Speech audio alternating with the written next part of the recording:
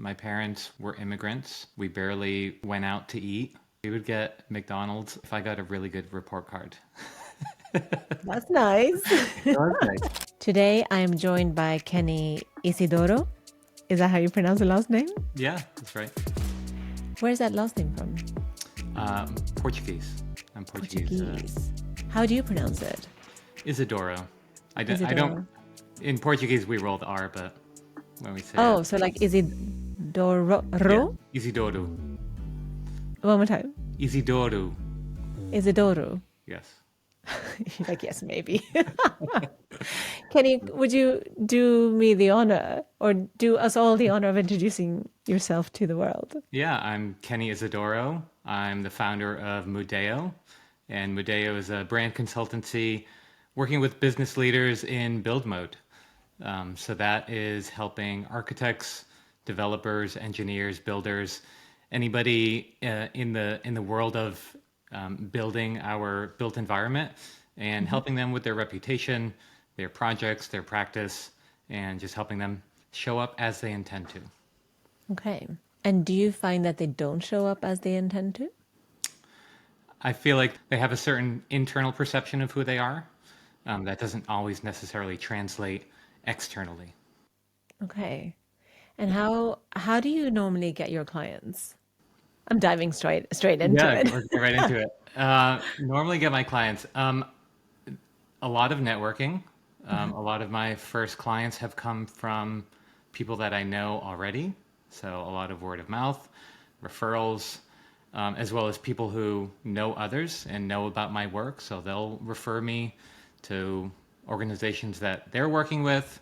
And I think it's a great way to grow. It's not my only way that I'm trying to grow.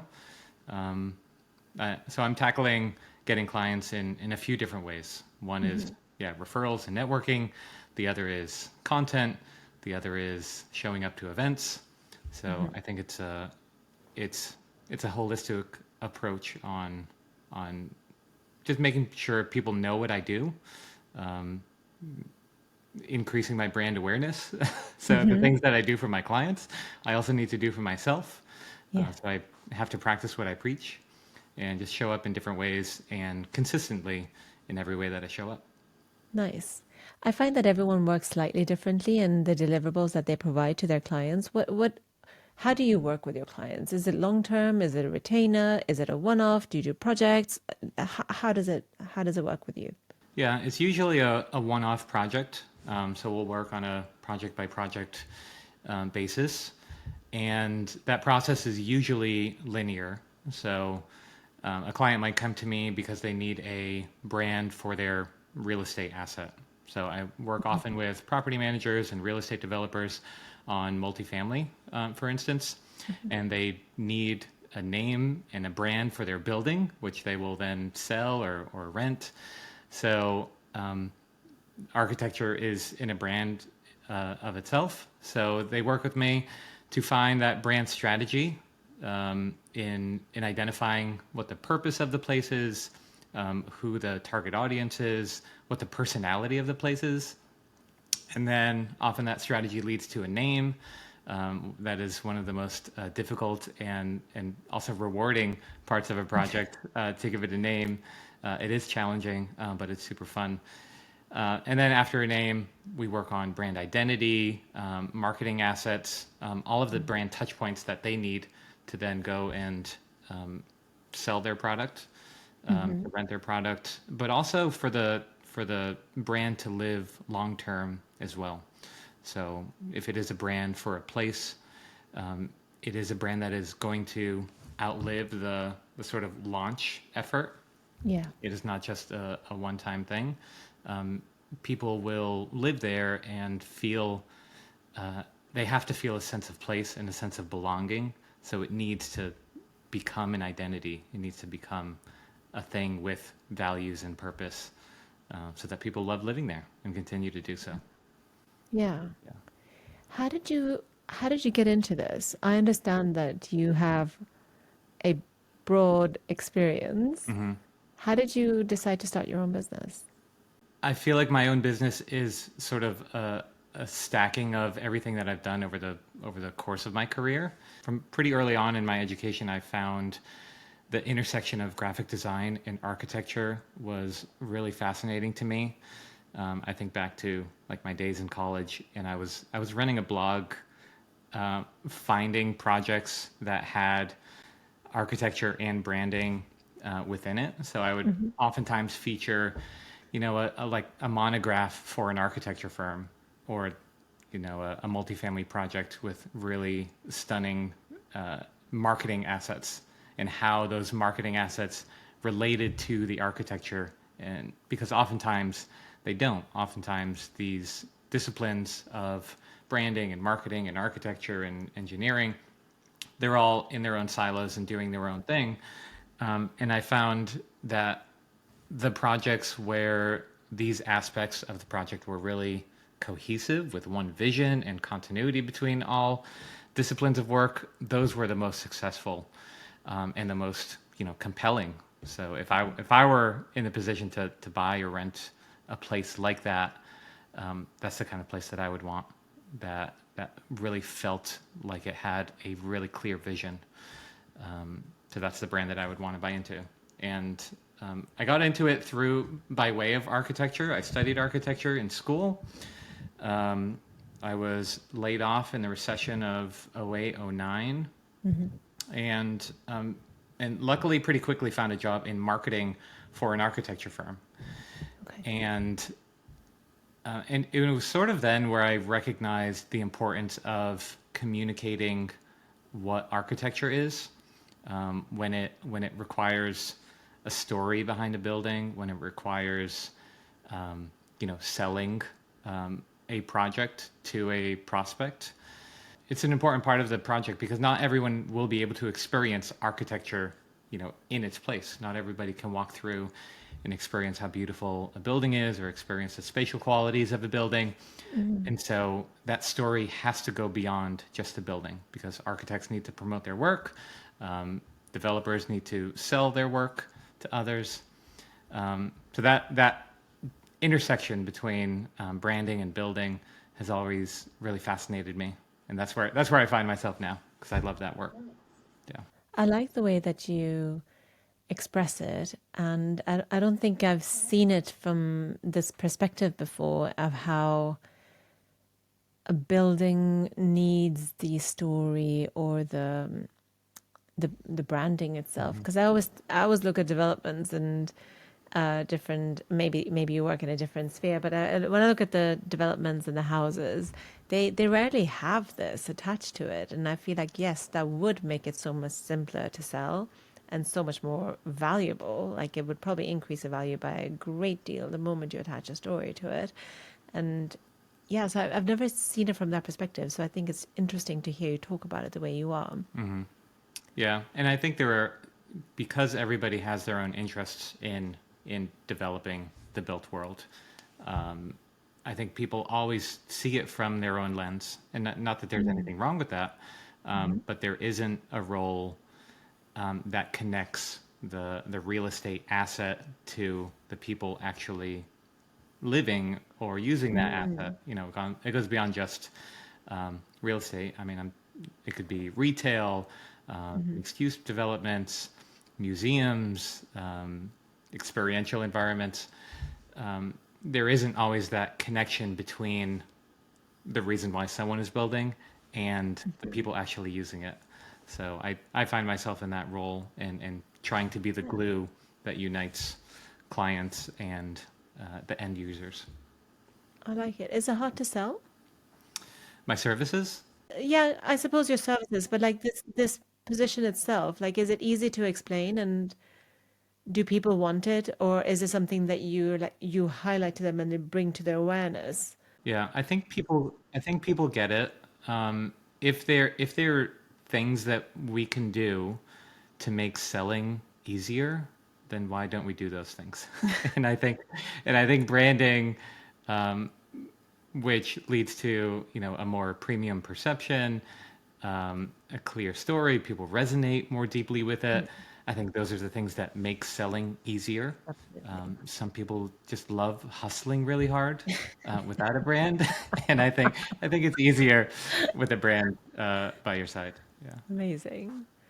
Kenny, I'm going to do a big switch in our conversation and I'm going to talk about money. Money is a key theme that I bring up on almost all of my podcasts. And I wanted to ask you, what is your relationship with money?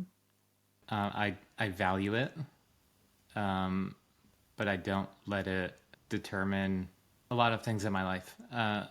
We all need to earn money, Mhm. and my wife and I earn what we can, given the skills that we have and the resources that we have available to us, to provide for our family, to put a roof over our heads, to feed our children, and to have a little bit to go on vacation once in a while. Mhm. We are not we don't splurge on any major items. Our house probably needs a new roof, and that's going to be an expense. Um, but for the most part, we're pretty frugal. We know how to save, and we know where it's valuable spending money, and that's usually in people, in relationships, in experiences.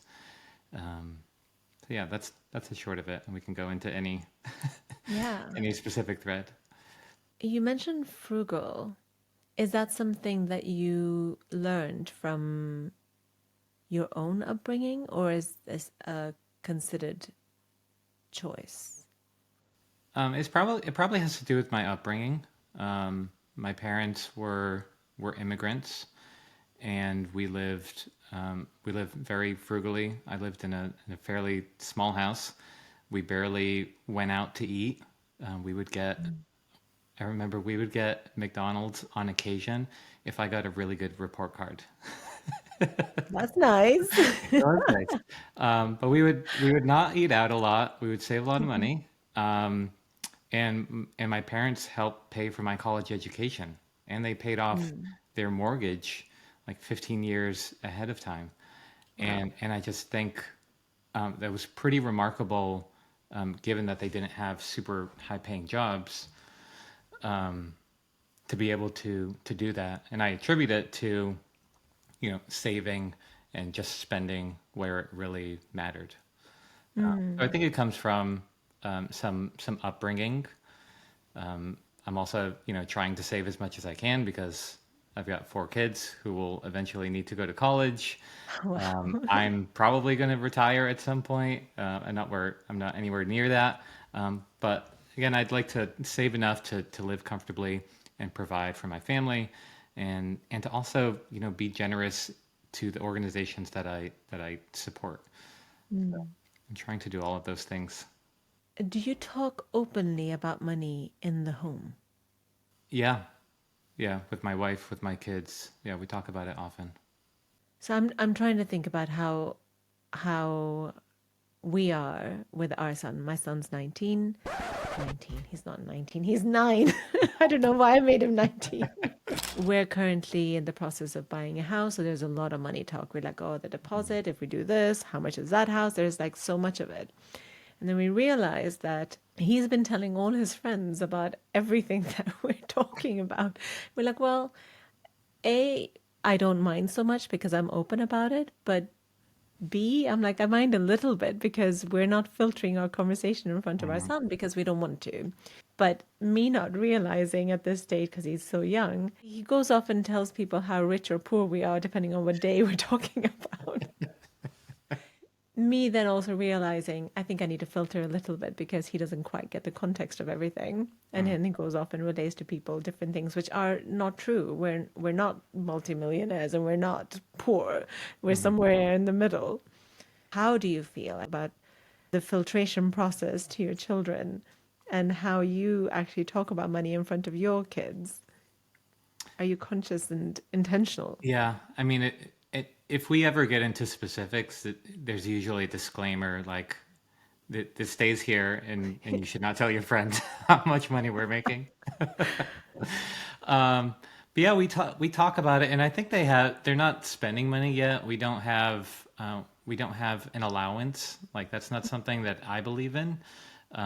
We have ways in which they contribute to the family, like putting dishes away Hmm. and vacuuming the house, things like that. Those are ways they contribute to the family, but I'm not going to pay them an allowance because I don't get paid an allowance to do things around the house, so they won't Yeah. either.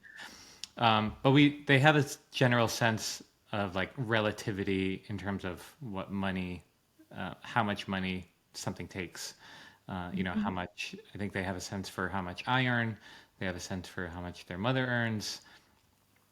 They know how much they have in their savings account. So we Hmm. have CD accounts for them that are growing 5% or so uh, annually. So they know how much they have. Any kind of birthday money that they get, Goes in there. Christmas money goes right into savings. They also ask about how much things cost because they'll often just say, I want this thing, I want this video game, or I want this toy, or I Yeah. want this instrument. And yes, we have the money to buy that thing in that moment, but I also want them to think a little bit more long term, a little bit more Mm. where their money is going, and not to think so materialistically and sort of be grateful for the things that they have. Because I think when you get in a habit of buying something every time you want it, Yeah. then I think you're gonna run out of money pretty quickly. What are their ages? I have four children: a girl who's 13, a boy who's 11, another girl who is 7, and a boy who is 5. So I have, I can't say who it is because they've said I can't talk about them specifically, but someone in my network has a child, and it's interesting to see the context. They're very well off. And I remember the first time they said that they flew probably something like Ryanair or EasyJet, some low cost budget airline. And and then at the end of the flight, they're like, but we didn't get a chance to lay flat because they've been flying business class. And I'm like, not everyone gets to fly business class. They're like, but you can't sleep in coach normally. I'm like, oh my gosh, you're missing so much context because you've lived such a privileged life. Majority of the people won't be flying business class as a kid. They'll be going there for business. Or like even if they do that, not everyone is able to fly business. But I just think it's interesting how the context is when you lead a privileged life, it's so difficult to sometimes see the context of the outside unless you actually experience it. And I like the way that you have it with your family where maybe we should introduce this to with our son. No allowance. I love that, by the way. Like it's not a given that you'll have money just because you exist, but that there is money comes at the back of contribution, which is the way you put it, like contributing to the family. Yeah. I actually really like that. I think that's something that I could easily want to implement in our home. Yeah. Is there a learning moment that was pivotal for you in how your relationship is currently with money? I would go back to when my parents were able to pay for my college education. Mm. I think that was pretty remarkable, and I was super grateful for them to do that. Yeah. Because I see a lot of people with, tens of thousands of dollars in college loans, and not that they're behind in life, but I just feel like I got a good foundation in my adulthood because I didn't have Yeah. that burden. So I was able to get married soon after college and buy a home and build a family. I mean, that is pretty remarkable. And I know how expensive because you're in the US, right? Hmm.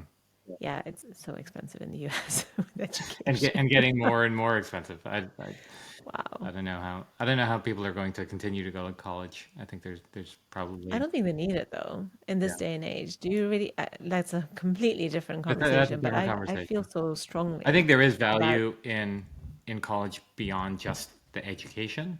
Um, but yes, a bigger conversation. the social aspect. Yeah, social and living is the first time a lot of young adults live on their own, and I think there's a lot of like figuring out life through college. Maybe you can figure that out on in a job. I think so. um, but yeah, While there's you earn money. yes, while earning money. I mean, I will say that I went to Northeastern for college, and the great thing about Northeastern is that they have a co-op program. So while I was in school, and it's one of the few colleges in the U.S. that do it. While I was in school, I had instead of a semester of learning, we would take a semester and work for a company. Many people stayed in the Boston area. Many people used that opportunity to travel around the country or even internationally. So you would work for 6 months for a company that had a partnership with the school, and you would earn income. I mean, it was an entry level job, but that those I had three jobs while at school. That third job Wow, led to my first full time employment out of school. that's amazing. So, so there was value in that sort of education. I think, and maybe that's the the trend that more and more schools can go toward, in seeing how education can really be part of professional practice and integrating Yeah, those two worlds more closely. I think so. I think my issue with education is that they're building employees. As an entrepreneur, I'm like, where's the critical thinking? Where is the novel thinking? How can we teach people to innovate and not just regurgitate? Hmm. So that's kind of where my problem with the education is. I'm not, no, education system is. I'm pro education, just not the system in which it resides. Hmm. But like I said, that's a huge, long, different Yeah, topic. another day. Kenny, it's been absolutely fabulous to have you on the podcast. I really appreciate your time, your wisdom, and your insights. So thank you for being here. Yeah, thank you for having me. It's been a pleasure talking, Ivy, and yeah, and we'll see each other in the next time. Absolutely. This is The Creative Flight. You've been listening to Kenny and Ivy chat about all things business, education, and money. See you next time.